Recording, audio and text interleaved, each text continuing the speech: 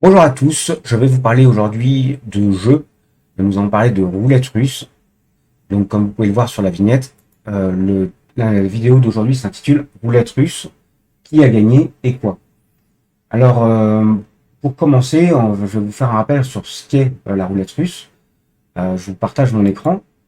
La roulette russe, comme vous le voyez sur ce visuel, c'est un jeu de hasard qui consiste à mettre une cartouche dans un barillet de revolver et de faire tourner, donc, je vais vous dire, ça sera plus simple, de faire tourner ce dernier de manière aléatoire avant de pointer le revolver sur sa tempe et d'actionner la détente. C'est un jeu très rigolo sur lequel vous pouvez soit ne rien avoir si vous tombez si vous avez de la chance, soit mourir. Mais nous avons eu l'occasion depuis 2021 de participer à cette roulette russe mondiale. Sauf que c'est une roulette russe qui a été un petit peu améliorée avec des règles un peu moins basiques. C'est-à-dire que il y a eu des balles dans le barillet qui étaient plus ou moins nocives. Vous pouviez soit mourir mais pas tout de suite, ou bien soit être seulement tout simplement juste handicapé ou avoir une invalidité. C'était un peu la surprise. Vous pouviez aussi avoir des effets un petit peu indirects, c'est-à-dire que on ne pouvait pas vraiment relier la maladie que vous attrapiez à l'action que vous avez faite sur le barillet, parce que la maladie se déguisait en une autre maladie, type cancer ou autre. Alors aujourd'hui, dans cette vidéo, je vais faire découvrir un nouveau site que j'ai découvert récemment et qui est assez intéressant à bien des égards parce que déjà, vous savez que je suis formateur et donc je suis toujours intéressé par tous les outils qui vont vous permettre de chercher les choses par vous-même. C'est vraiment intéressant aujourd'hui d'être capable d'utiliser des outils mis à disposition. Or, il existe des outils mis à disposition. Simplement, si jamais vous ne cherchez pas par vous-même, ou si jamais vous restez quelque part euh, soumis à la doxa, eh bien, tout est fait dans le monde de manipulation dans lequel on est, dans l'ingénierie sociale qui est pratiquée, tout est fait justement pour vous éloigner de ces sources-là, de façon à vous rendre impuissant, à vous informer, et c'est ça qui va permettre aux journalistes corrompus, ou ignorants, ou les deux, de vous raconter n'importe quoi tout au long de l'année. Euh, donc, sans jamais, ou très peu, sans jamais vous donner de réelles sources d'informations. Ils se permettent de vous affirmer des choses, de vous faire des slogans toute la journée, mais on n'a jamais en fait leurs sources. Et quand ils sont confrontés et qu'on leur donne, ils sont un peu challengés, eh bien tout de suite ils ont des mots magiques pour discréditer les personnes qui elles ont fait des recherches et ont travaillé. Euh, il faut savoir que beaucoup de journalistes aujourd'hui sont devenus des dactylos. Ils reprennent les dépêches AFP, ils mettent des virgules, ils changent quelques mots, ils ont un dictionnaire des synonymes sur leur ordinateur et c'est tout ce qu'ils savent faire. C'est la raison pour laquelle beaucoup d'entre eux sont en train d'être remplacés par l'intelligence artificielle qui fera le travail bien mieux qu'eux, puisqu'il s'agit d'un travail automatique. Donc autant mettre des robots, moi je trouve ça tout à fait bien, je suis favorable au fait de mettre de l'intelligence artificielle pour remplacer des personnes qui gagnent qui gagnent leur vie à raconter n'importe quoi sans aucune analyse. Et c'est ce qui va arriver également, je pense, aux médecins. Bientôt, on ira sur des bornes, on tapera le symptôme et ça, on imprimera notre ordonnance ou on prendra directement au distributeur des cachets et ça ira très bien. Bon, désolé, j'aime pas généraliser, mais comprenez que c'est un avis un petit peu général et que ça ne s'applique pas à tout le monde. Bien sûr, je ne veux pas généraliser. C'est une tendance que je suis en train de donner. J'ai tendance à penser ce que je viens de vous dire. Et bien sûr, ce n'est que mon opinion. Je ne veux pas, même si je parais affirmatif, je ne veux pas affirmer. Ce n'est que mon opinion que je défends effectivement, voilà, de façon un petit peu autoritaire, il est vrai, mais ce n'est que mon opinion. Cette parenthèse étant faite, je vais vous montrer ce fameux site. Alors, mais avant cela, je veux répondre à des arguments qui m'ont été opposés plusieurs fois. C'est à chaque fois que vous voulez défendre une opinion qui est un petit peu contraire à la doxa que la secte mondialiste veut imposer, eh bien, quelque part, les collabos ou ceux qui consentent, qui acceptent de subir ce lavage de cerveau vont vous réfuter tout le temps l'argument comme quoi vous n'auriez pas vous n'êtes pas scientifique, ce à quoi vous pouvez facilement répondre que bah, les journalistes non plus, et d'ailleurs ça se voit bien. Les médecins de plateau, bah, on se demande s'ils le sont, ou si oui, peut se demander aussi à quel niveau de corruption, quel est le niveau de corruption atteint par ce qu'on appelait la science. Euh, et là, je peux même faire des comparaisons avec la religion. On sait que pendant le Moyen-Âge, il y avait eu l'Inquisition, la chasse aux sorcières, etc. On avait effectivement des soignants ou des sorcières qui avaient été brûlées parce qu'elles pratiquaient des soins un petit peu alternatifs ou un peu ésotériques, etc.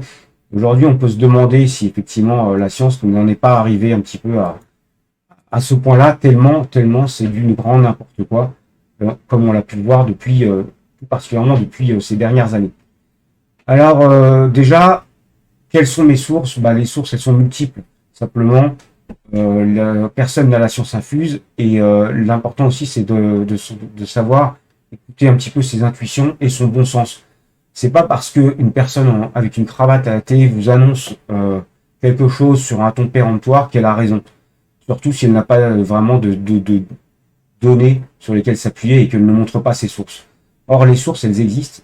Moi, rien que moi, simple citoyen, et n'étant pas non plus à temps plein là-dessus, bah, rien que dans mon groupe Telegram, si vous voulez, j'ai tout ça comme groupe Telegram, des groupes Telegram qui parlent de traitement contre la roulette russe, des spécialistes de la santé qui donnent des remèdes, des témoignages, par exemple, sur les effets indésirables liés à la roulette russe ici. Vous voyez, quoi d'autre, des trucs sur le dioxyde de ceci, les effets, enfin voilà, la nocivité de tel et tel composant qui faisait partie du barillet quand vous avez joué à la roulette russe. Donc toutes ces informations-là existent, elles sont toutes sourcées. Donc voilà, donc, si vous commencez à consulter ce genre de site, vous avez des sources intéressantes. Et donc, c'est sur ce genre de site, sur ce genre de canal ou groupe Telegram que j'ai pu trouver ce site qui s'appelle How Bad Is My Batch. How Bad Is My Batch veut dire à quel point est à quel point est mauvais votre lot. Donc, en fait, sur ce site, vous avez énormément d'informations. Alors, c'est des informations brutes, c'est pas très très convivial, mais vous pouvez cliquer et rechercher dedans. Alors, c'est un site qui a été fait par Craig, son nom, Craig Pat Cooper, c'est un développeur qui a mis en ligne toutes ces données de façon libre, donc sur un dépôt qui s'appelle GitHub. C'est un peu ce qu'avait fait Pierre Chaillot, hein, le statisticien, qui avait fait un boulot remarquable d'exploitation de données statistiques officielles et qui nous a démontré le niveau de mascarade qui a été atteint ces dernières années. Alors sur ce site ici, en fait, ce sont des données la source, c'est tout simplement les sociétés qui ont organisé la roulette russe, et ces sociétés ont été hackées par des pirates qui ont récupéré toutes les informations relatives à cette loterie, cette roulette russe. Donc, ce qu'il faut savoir quand vous pouvez trouver sur ce site plein d'informations, de sources très intéressantes. Alors, pour vous aider à naviguer dedans, je vous invite à aller sur Google Chrome ici, et vous pouvez passer le navigateur en français. Vous allez en paramètres, vous passez dans langue, et ici vous descendez et vous avez la possibilité de mettre le Google Traduction intégré à Google Chrome en cliquant ici, traduire en français, vous fermez paramètres, vous retournez sur le site ici. Donc là, vous pouvez trouver ce genre d'informations sur ce site, et là vous voyez, ça a été traduit en français. Alors tout n'a pas été traduit, mais vous avez beaucoup d'informations. Alors je vais pas vous faire une visite exhaustive de ce site, déjà parce que je le connais pas très bien, et deuxièmement parce que le but de cette vidéo est juste de vous donner l'information que ce site existe, vous dire aussi que ce genre de données risque de disparaître d'Internet, puisqu'on sait qu'on a de plus en plus de censure pour empêcher la vérité d'émerger, mais c'est déjà trop tard. Et donc, vous pouvez voir quels sont les risques dus à un mauvais, voilà, un mauvais lot de roulettes russes, par exemple. Vous pouvez savoir un petit peu aussi par, voilà, vérifier votre numéro de lot, par code postal, quels sont les numéros de lot par code postal aussi. Donc tout ça, moi, je vous invite à tester par vous-même. Je ne peux pas le faire pour vous et moi-même, je découvre cet outil. Simplement, par exemple, pour le numéro de lot ici, vous pouvez cliquer là et puis rentrer le numéro de lot. Donc, ceux qui ont participé à la loterie ont un numéro de lot qui peuvent rentrer ici. Donc là, bah, je vais en mettre un ici.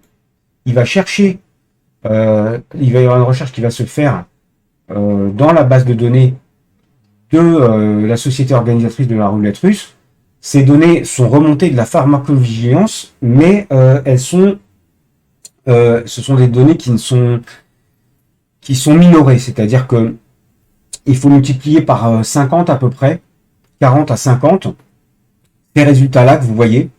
Donc tout n'a pas été traduit, il y a les décès, il y a les ici disabilities, c'est-à-dire les handicaps, vous avez les maladies mortelles, et vous avez d'autres maladies, d'autres effets indésirables, d'autres symptômes, comme par exemple le fait d'avoir des maux de tête, des nausées, etc., ou des myalgies. Et bien tout ça, en fait, il faut le multiplier par 40, 50 pour avoir une meilleure idée des données réelles. Là, c'est juste une estimation minorée parce que la pharmacovigilance n'a pas fait son travail. S'il y a eu beaucoup de blocages qui font que on a très très peu de données qui sont remontées et pourtant, rien qu'avec le peu qu'on a, on peut se faire une idée. Et l'intérêt de ce site, c'est de pouvoir un petit peu comparer le risque entre tel ou tel lot, par exemple. Surtout, l'intérêt de ce site, c'est d'exister. C'est que vous avez toute une série d'informations, de sources qui font que il est impossible aujourd'hui de dire que le fait de dénoncer cette roulette russe soit farfelu. C'est impossible de dire ça parce que on a tellement aujourd'hui de données, de sources fiables que voilà, voilà, il est devenu impossible, c'est vraiment être de mauvaise foi que de critiquer les gens qui remettent en cause la légitimité de cette expérience. Voilà ce que je voulais vous dire pour aujourd'hui. Quoi d'autre? Je regarde un petit peu. Ici, voilà, ça on a vu. Je vais revenir en page d'accueil.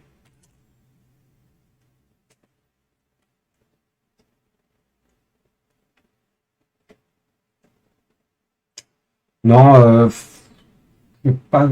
j'ai fait le tour de ce que je voulais vous dire. Le reste, ben, c'est à vous aussi de regarder ce qui vous intéresse.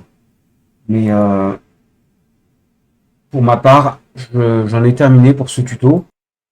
Voilà, bah là, voyez, je suis encore sur ici, sur un tableau. Donc, par exemple, les données pour telle et telle loterie, la loterie organisée par cette société-là, la loterie organisée par cette société-là, ici. Vous voyez, on peut cliquer dessus et se rendre compte, en fonction du jeu auquel on a joué, bah, on peut voir les résultats. Il y a pas mal d'informations, je suis désolé, c'est un petit peu fouillis, mais on peut voir par exemple des études ici qui ont été faites. Donc là, on a des études qui ont été faites sur tel ou tel sujet. Donc là, par exemple, sur ce sujet-là. Toutes ces informations sont en anglais. Vous avez des traducteurs à disposition. Vous avez des comparatifs entre telle ou telle loterie. Si vous avez une loterie sur ce jeu-là par rapport à d'autres jeux dans les autres années, vous voyez qu'il y a des gros écarts selon voilà.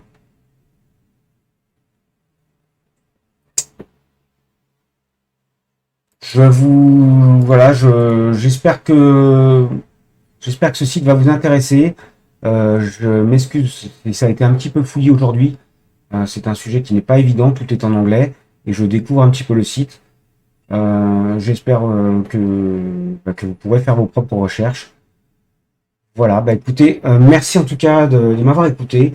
bonne recherche et je vous dis à bientôt.